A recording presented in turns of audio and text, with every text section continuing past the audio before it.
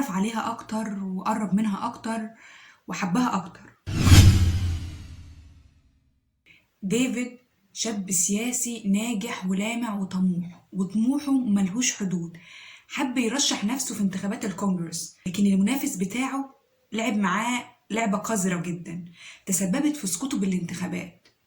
فيوم المؤتمر الصحفي لديفيد إن هو هيعلن فيه الهزيمة كانت نقطة تحول في حياته، لأنه قابل إليس، فتاة جميلة مش مشهورة، رقيقة بس غريبة، قريبة بس مش سهلة، تبدو مجنونة لكنها في منتهى العقل، تلقائية ومغامرة، جواها فنانة على درجة عالية جدا من الإحساس، تشتغل راقصة باليه. بعد ما قابلها بدقايق وخلال كلمته أمام الجمهور يقرر ديفيد فجأة وبدون مقدمات إنه يخرج عن النص اللي جهزه فريق حملته الانتخابية عشان يقول لجمهوره. مش بس كده، ده كمان خرج عن الشكل اللي كان المفروض يظهر بيه قدام الناس، من أول الجرافات لغاية الجزمة. ديفيد قرر ولأول مرة في حياته إنه يكون صادق مع نفسه، يقول اللي جواه زي ما هو عايز، يعمل اللي حاسس بيه بدون أي حسابات أو مخاوف، يفتح قلبه للحب الحقيقي والحياة الحقيقية.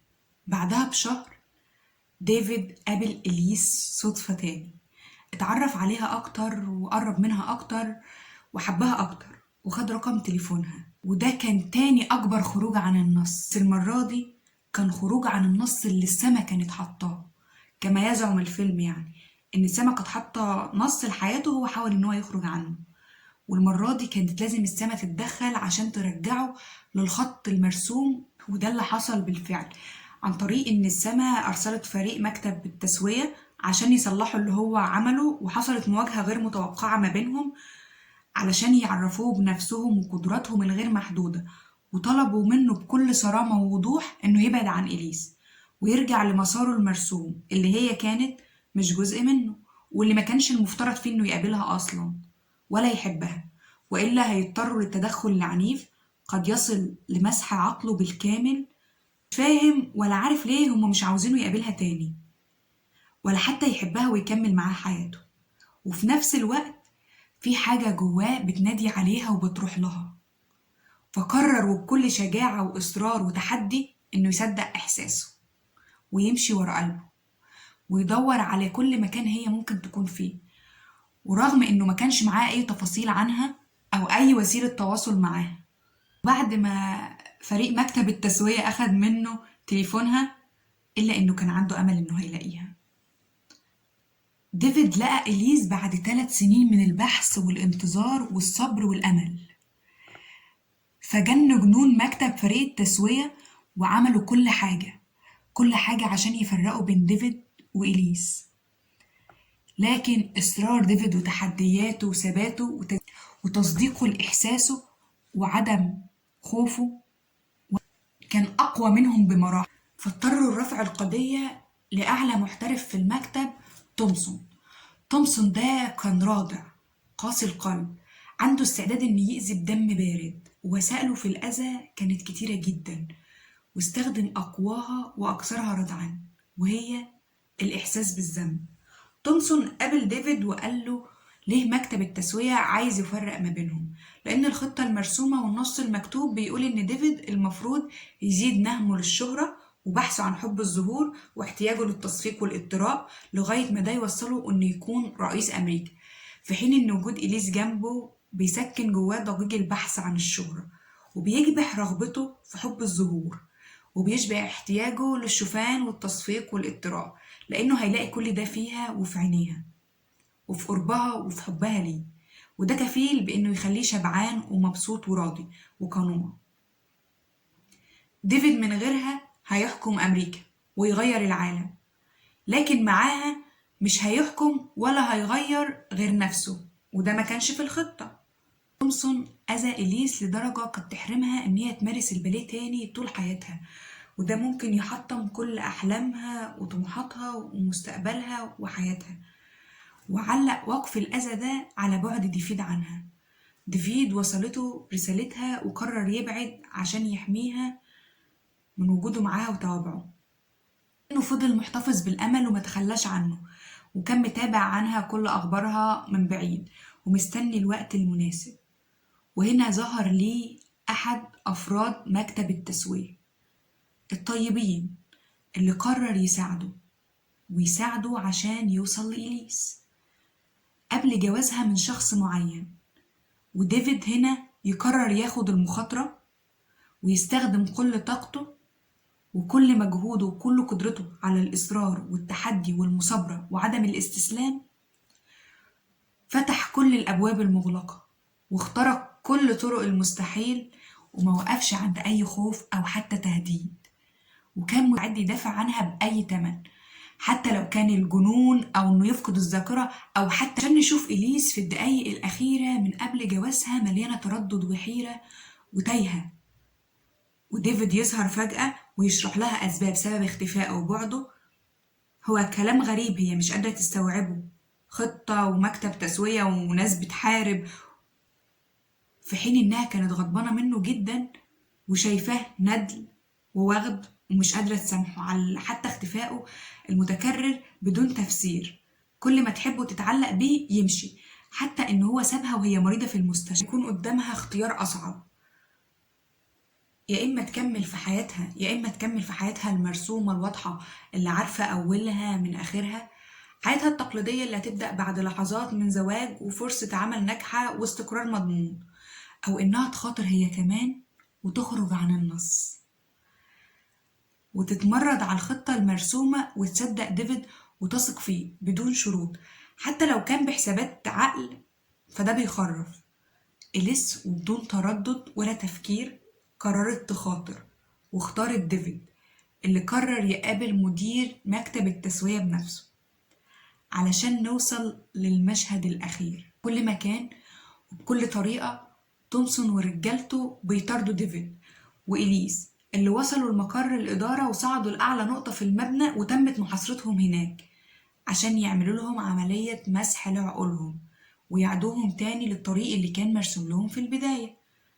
وفي لحظة جمعت بين اليأس والأمل والخوف والرجاء والوداع واللقاء والحيرة والحب والموت والحياة، جت الرسالة من المدير لتومسون. الرسالة كان استجابة المدير وتغيير الخطة وإعادة تحرير النص عشان ديفيد يكمل مع إليس. كل الكلام الجاي ملوش علاقة مباشرة باتجاه الفيلم النفسي أو العقائدي اللي فيه بعض المغالطات، لكنه مستوحي من حاجات كتيرة، منها بعض أفكار الفيلم المتوافقة مع ديننا وتراثنا وعقيدتنا. كم مرة خرجت عن النص وعن الخطة المرسومة وعن الطريق المعد مسبقا، اللي هو بلاش كده في حياتك، وكم خطة مترتبة وكم طريق جاهز ومتفصل على مقاسك من أول ما تتولد، ويبدأ النص بتاع ماما وبابا بتاع اسمع الكلام وما تعليش صوتك وما تقولش لأ وما تزعلنيش عشان أحبك واشرب لبن عشان تدخل الجنة، لحد ما بنوصل للكلام اللي احنا قلناه في أول فيديو. هتلاقي اللينك بتاعه، روح اسمعه عشان تكمل السلسلة مظبوط. فاكرين لما احنا كنا بنحاول نخرج عن النص اللي هم رسمينه لنا كان بيحصل ايه؟ فاكرين حتى لما احنا كنا بنصدق نفسنا وبنمشي ورا احساسنا بيكون رد الفعل اللي حوالينا ايه؟ فاكر مين كانوا اعضاء مكتب التسوية واللي كانوا بيرجعوك بطرق كتيرة قوي للخطة المرسومة والطريق الجاهز والنص الاصلي؟ كتير قوي مش كده؟ فاكر اللعب على وتر شعورك بالذنب وانت صغير اللي شوه فيك وأذاك، كلام اللي ملوش لازمة اللي كنت بتضطر تحفظه عشان تروح تبخه في الامتحان وبعد ما تخرج تنساه وتحفظ غيره؟ قد ايه الكلام ده كان سيء وملوش معنى؟ طيب فاكر كلام الشيخ الجميل معقود الحاجب او الكاهن اللي بيقعد يقولك انك مخطئ وعاصي وكافر لمجرد انك سألت سؤال بره النص او فكرت حتى فكرة بره الصندوق، وازاي يتعامل معاك وكأن مفاتيح الجنة والنار معاه،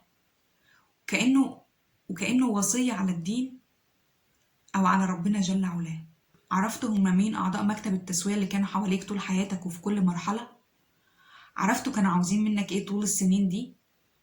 عرفت التمن اللي دفعته واللي غالبا ما زلت بتدفعه؟ كانوا عاوزينك تبقى اي حاجة غير نفسك، غير نفسك الحقيقية اللي ربنا خلقها حرة تلقائية عنيدة وجريئة، ليها حق الاختيار وتقرير المصير وتحمل المسؤولية، مفيش بينها وبين ربنا أي وسيط تاني. كانوا عاوزينك تبقى تقليدي عادي زيهم، لا تسأل ولا تفكر ولا تحس. كانوا عاوزينك ما تخاطرش وتستسلم لكل ما هو زائف وفارغ، وبيكرروا لك بنجاح مألوف وسكة معروفة وحياة اعتيادية، والتمن كان تشويهك وتخليك عن فطرتك وانسلاخك من نفسك، انسلاخك من جلدك، فتخرج منك نفس مزيفة متكيفة مع النص اللي هم كاتبينه، متوائمة مع الخطة المعدة مسبقا، ما تعرفش أي حاجة غير الطريق المرسوم ليها والمترتب والمتفصل على مقاس. تعرف إن عندك القدرة إنك تغير القدر أو تغير مجريات الأمور والأحداث؟ تعرف كمان إنك ممكن ترد القضاء؟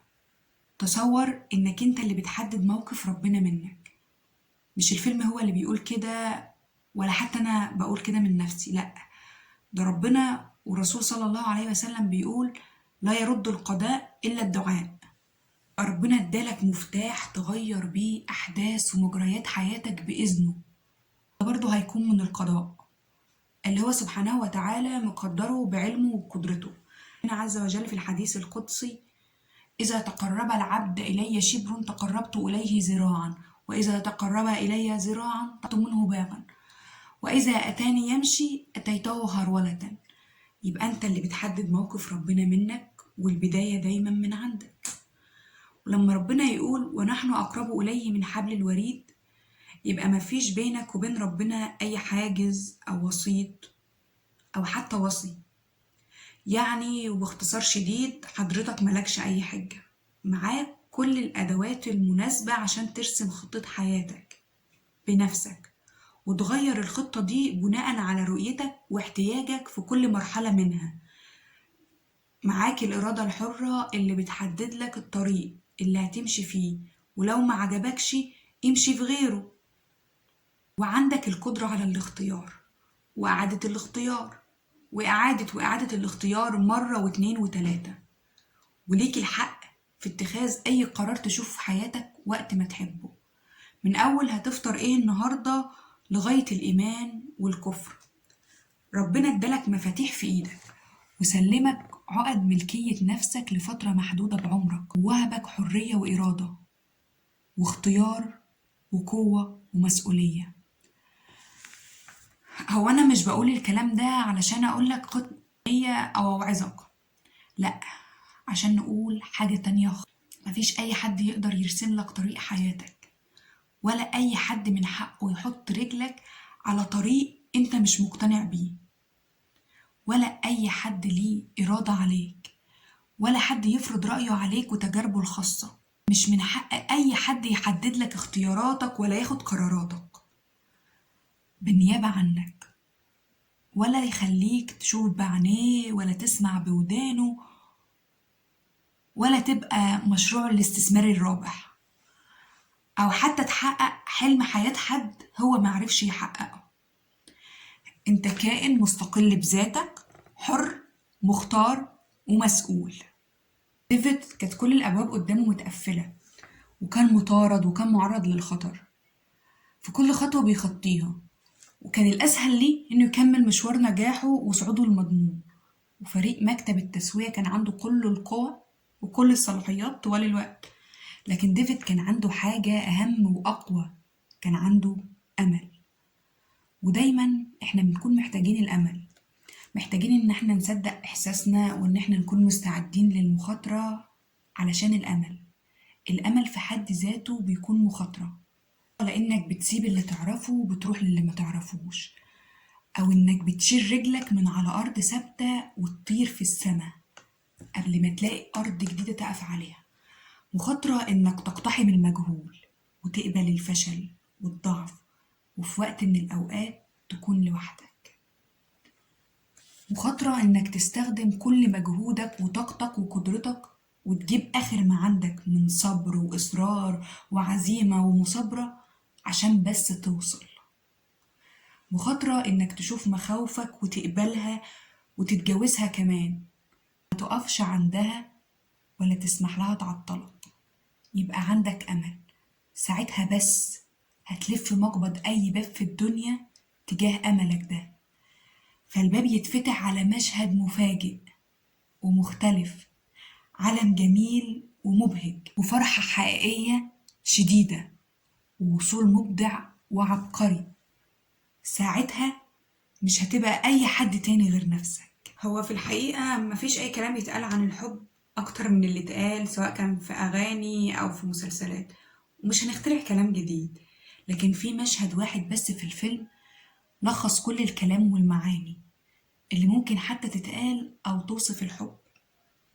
كل واحد فينا زي ما احنا عارفين وقلنا قبل كده في الفيديو بتاع ليه بنكرر الغلط، وفي فيديوهات قبل كده ممكن تقدر تشوفها عشان تكون متابع معانا، إن كل واحد فينا بيكون عنده احتياجات أساسية ولازم نشبعها، ويكون دور الأساسي للأب والأم إن هما يشبعوا ما كانتش مشبعة بشكل كويس، فبيطلع إنسان مريض ومش سوي. أشبعناها بالشكل السليم بيكون معانا إنسان سوي. نيجي بقى لديفيد اللي هو بطل الفيديو بتاعنا النهاردة. ديفيد كان مش مشبع من صغره، هو كان عنده احتياج ونهم شديد للشوفان، إنه يتشاف ويتعرف ويتشير. كان بيحب الظهور وبيعشق اللمعان، لمعان عيون الناس لما تشوفه. كان بيستمتع بتصفيق الناس ليه وإعجابهم بيه، والاحتياجات دي كانت موجودة جواه بشكل مرضي، مش بيشبع منها ولا بيتراضي بيها، لأن كل وسائل إشباعها بالفعل في الوقت ده كانت مزيفة ومؤقتة وغير حقيقية. ديفيد كان جواه فراغ عامل زي الثقب الأسود بيبلع كل حاجة بيلاقيها قصاده من غير نهاية، وكان الطريق المرسوم ليه هو إنه يفضل يطلبها ويسعى ليها ويحاول يشبعها بشكل مرضي أو حتى بشكل مبالغ فيه لغاية ما يوصل يكون رئيس أمريكا. ووجود إليس في حياة ديفيد كان الحل، وهو كان العلاج، وحبها الحقيقي، ووجودها جنبه كان هو الجواب الشافي لكل أسئلته، وحبها كان الدواء الناجح لوجعه. في مشهد عبقري بين ديفيد ومدير مكتب التسوية اللي هو الطبيب هاري، تومسون كان كاذبا حينما أخبرك بأنه لا يمكنك التواجد بجانب إليس لأنها تظهر جانبك المستهتر. إذن لماذا يهتمون للغاية؟ لأنها تكفي يا ديفيد، لأنك إذا حصلت عليها فلن يكون عليك أن تملأ ذلك الخواء، أن تملأ ذلك الخواء بالتصفيق أو الأضواء. إذا كان في أي حاجة ممكن تشبع كل احتياجاتك النفسية الأساسية لأي بني آدم في الدنيا فهو الحب الحقيقي، حب حقيقي صادق غير مشروط. إذا كان في دواء شافي لكل الأمراض النفسية من القلق لحد الجنون فهو حب خالص من القلب. وكان في ترياق لكل العلاقات المسمومة والتشوهات النفسية المعقدة فهو حب أصيل يصل من النخاع حتى الطرفين. وإن كان في سكة واحدة توصل بينك وبين نفسك وبين الناس وبين ربنا فهي سكة الحب في صورته الخام. الحب هو الإجابة الأخيرة لكل التساؤلات، الحب هو الجراحة الناجحة لكل القلوب، الحب هو كلمة السر وروعة السحر ومنبع النور لكل الأمهات والآباء والأصدقاء والأزواج والأحبة والعشاق. اسمعوا الكلام من الأول.